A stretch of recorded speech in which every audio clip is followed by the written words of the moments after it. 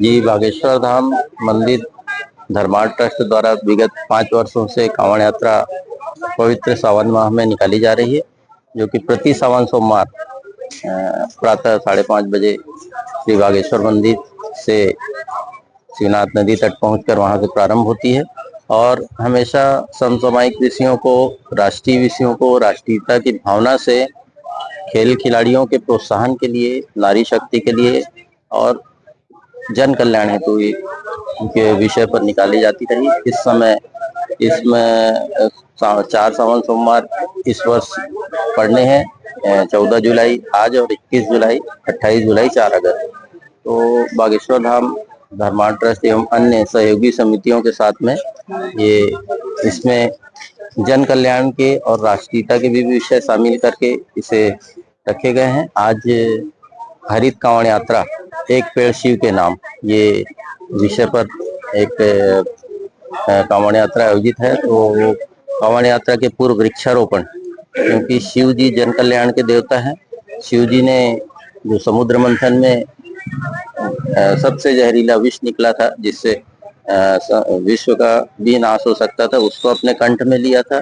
जीवनदायिनी गंगा नदी उनके शीर्ष से प्रवाहित होती है और अनेक जन कल्याण के जो है कार्य, जैसे कि बागेश्वर धाम मंदिर में जो बागेश्वर अवतार है शिव जी का, वो भी सरयू नदी को स्वर्ग से धरती पर लाने के उद्देश्य से हुआ था, जिसमें प्रभु श्री राम को अपने अवतार के बाद में वहां से वापस स्वर्ग जाना था। तो इस उद्देश्य से शिव क्योंकि कल्याण के देवता है, उसी हिसाब से आज और सनातन धर्म में वृक्ष को भी देवता माना जाता है। तो वृक्ष लगाना और जीवन के लिए वृक्ष जरूरी है और वृक्ष के लिए, वृक्ष लगेंगे तो जल बचेगा और जल रहेगा तो वृक्ष लगेगा तो जल रहेगा। इस उद्देश्य से पहले वृक्षारोपण और उसके पश्चात में कांवड़ यात्रा निकाली जाएगी। और इसी प्रकार दूसरी कांवड़ यात्रा में तिरंगा सिंदूर कांवड़ यात्रा है।